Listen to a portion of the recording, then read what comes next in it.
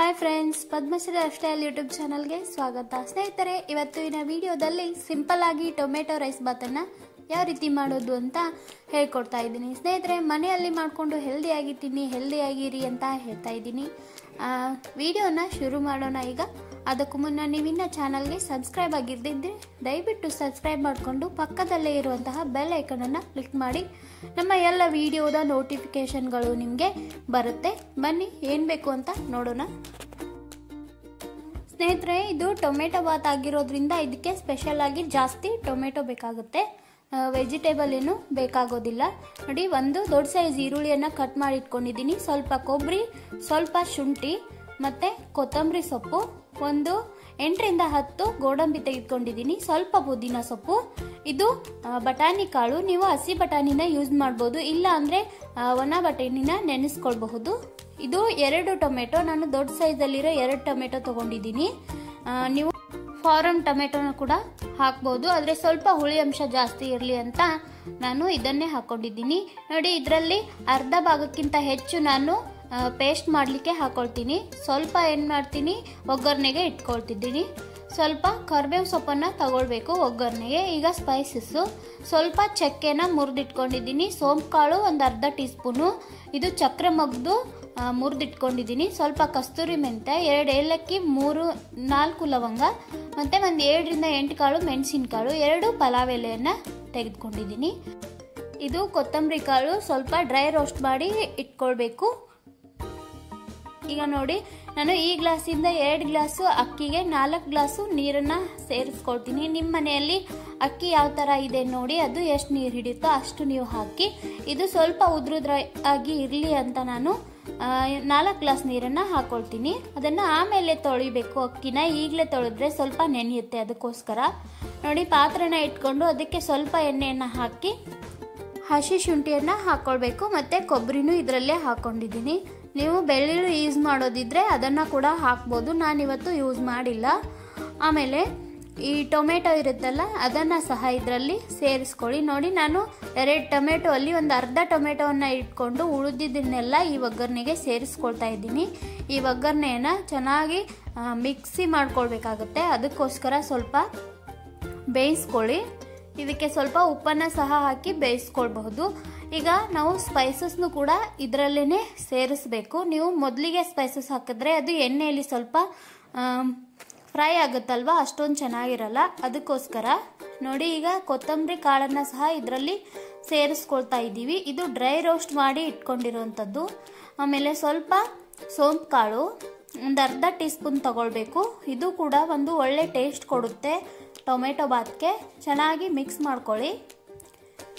ಇದು ಟೊಮೆಟೊ ಬಾತ್ ಆಗಿರೋದ್ರಿಂದ ಇದಕ್ಕೆ ನಾವು ಮಸಾಲೆಯನ್ನು ಇಲ್ಲಿ ರುಬ್ಲಿಕ್ಕೆ ಯೂಸ್ ಮಾಡ್ತಾ ಇಲ್ಲ, ಕೇವಲ ಕೊತ್ತಂಬರಿ ಕಾಳನ್ನು ಮಾತ್ರ ಇಲ್ಲಿ ಮಿಕ್ಸಿ ಮಾಡ್ಕೊಳ್ಳೋಕ್ಕೆ ಯೂಸ್ ಮಾಡ್ತಿದ್ದೀವಿ. ಉಳಿದ ಎಲ್ಲ ಇಂಗ್ರೀಡಿಯೆಂಟ್ಸ್ನ ನಾವು ಒಗ್ಗರಣೆಗೆ ಹಾಕಬೇಕು.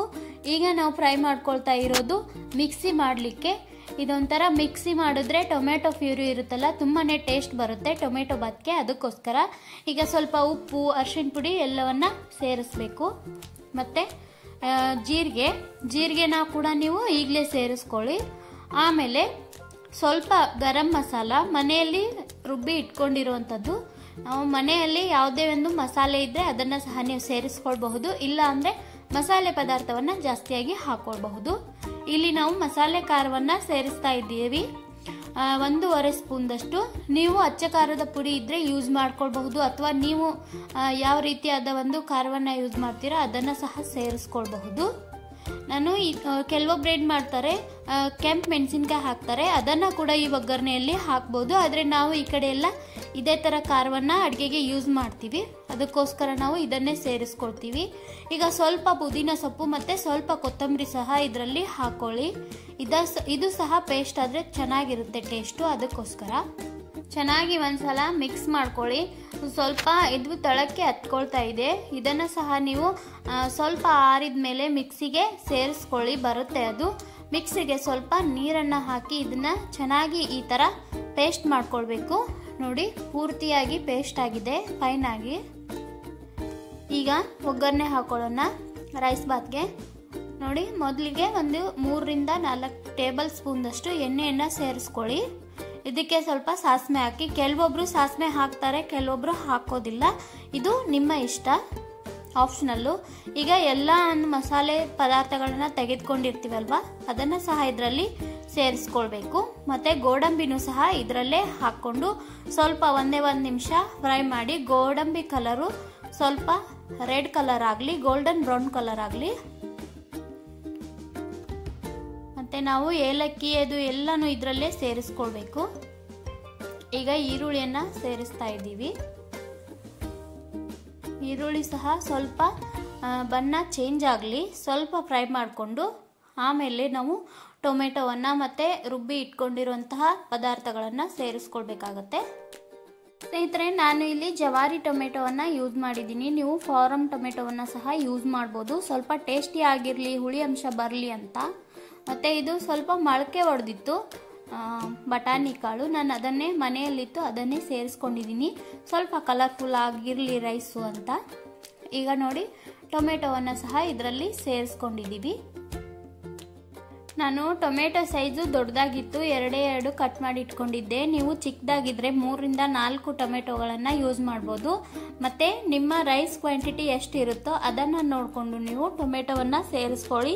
ಸ್ವಲ್ಪ ಜಾಸ್ತಿಯಾಗಿ ಟೊಮೆಟೊವನ್ನು ಸೇರಿಸ್ಕೊಂಡ್ರೆ ರೈಸು ತುಂಬಾ ಚೆನ್ನಾಗಿ ಬರುತ್ತೆ. ಈಗ ನಾವು ಎಲ್ಲವನ್ನ ಬೇಯಿಸ್ಕೊಂಡ ನಂತರ ಈ ಒಂದು ಮಸಾಲೆ ರೆಡಿ ಮಾಡಿದ್ವಲ್ವ, ಪೇಸ್ಟ್ ಮಾಡಿದ್ವಲ್ವ, ಇದನ್ನು ಸಹ ಇದರಲ್ಲಿ ಸೇರಿಸ್ಕೊಂಡು ಒಂದು 2 ನಿಮಿಷ ಇದನ್ನು ಒಗ್ಗರಣೆಯಲ್ಲಿ ಬೇಯಿಸ್ಕೊಳ್ಬೇಕು. ಈಗ ಇದೇ ಟೈಮಲ್ಲಿ ಕಸ್ತೂರಿ ಮೆಂತ್ಯವನ್ನು ಸಹ ಕೈಯಲ್ಲಿ ಕ್ರಷ್ ಮಾಡಿಕೊಂಡು ಹಾಕಬೇಕು. ನೋಡಿ ಎಷ್ಟು ಚೆನ್ನಾಗಿ ಕಲರ್ ಬಂದಿದೆ, ಗ್ರೇವಿ ಥರ. ಇದು ತುಂಬಾ ಟೇಸ್ಟಿ ಆಗಿರುತ್ತೆ. ಉಪ್ಪನ್ನು ನೋಡಿಕೊಂಡು ಹಾಕಿ, ಯಾಕೆಂದರೆ ನಾವು ಈಗ ಒಗ್ಗರಣೆಯಲ್ಲಿ 2 ಸಲ ಹಾಕಿದ್ವಿ, ಅದಕ್ಕೋಸ್ಕರ. ಈ ಗ್ರೈಂಡ್ ಮಾಡಿರೋ ಪೇಸ್ಟನ್ನು ಹಾಕಿದ ನಂತರ ಸ್ವಲ್ಪ ಅದು ತಳ ಕಚ್ತಾ ಇರುತ್ತೆ, ಅದಕ್ಕೋಸ್ಕರ ಸ್ವಲ್ಪ ನಾವು ಇದನ್ನು ಮಿಕ್ಸ್ ಮಾಡ್ಕೊಳ್ತಾ ಇರಬೇಕು. ಇದಕ್ಕೆ ಈಗ ಉಳಿದ ಕೊತ್ತಂಬರಿ ಸೊಪ್ಪನ್ನು ಸಹ ಸೇರಿಸ್ಕೊಳ್ಬೇಕು. ಸೇರಿಸ್ಕೊಂಡು ಚೆನ್ನಾಗಿ ಮಿಕ್ಸ್ ಮಾಡಿ, ಆ ಕಡೆ ನಾವೀಗ ಅಕ್ಕಿ ಇಟ್ಕೊಂಡಿರ್ತೀವಲ್ವ ಅದನ್ನು ಸಹ ತೊಳೆದ್ಬಿಟ್ಟು ಡೈರೆಕ್ಟಾಗಿ ಇದರಲ್ಲಿ ಸೇರಿಸ್ಕೊಳ್ಬೇಕು. ಇದು ಈ ಥರ ಕುದಿ ಬಂದ ಮೇಲೆ ಅದರಲ್ಲಿ ನಾವು ಉಳಿದ ಇಂಗ್ರೀಡಿಯೆಂಟ್ಸನ್ನು ಸೇರಿಸ್ಕೊಳ್ಬೇಕು.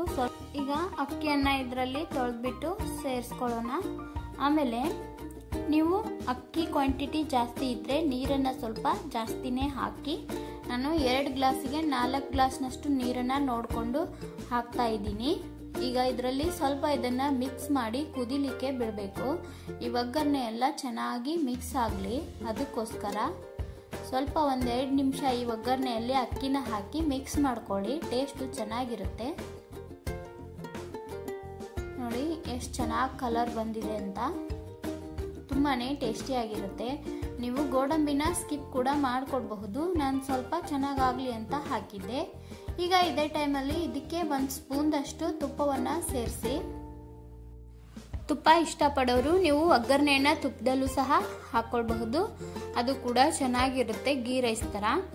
ನೋಡಿ ಈಗ ಒಗ್ಗರಣೆ ಇದರಲ್ಲಿ ಒಂದು ಸ್ವಲ್ಪ ತುಪ್ಪ ಹಾಕೋದ್ರಿಂದ ಘಮ ತುಂಬ ಚೆನ್ನಾಗಿ ಬರುತ್ತೆ, ಅದಕ್ಕೋಸ್ಕರ ಸ್ವಲ್ಪ ಸೇರಿಸಿದ್ದೀನಿ. ಇದು ಆಪ್ಷನಲ್ಲು, ನೀವು ಬೇಕಿದ್ದರೆ ಸೇರಿಸ್ಕೊಳ್ಬಹುದು, ಇಲ್ಲಾಂದರೆ ಸ್ಕಿಪ್ ಮಾಡ್ಕೊಳ್ಬಹುದು. ಇದಕ್ಕೆ ನಾನು ಇನ್ನೂ 1 ಗ್ಲಾಸ್ದಷ್ಟು ನೀರನ್ನು ಸೇರಿಸ್ತಾ ಇದ್ದೀನಿ.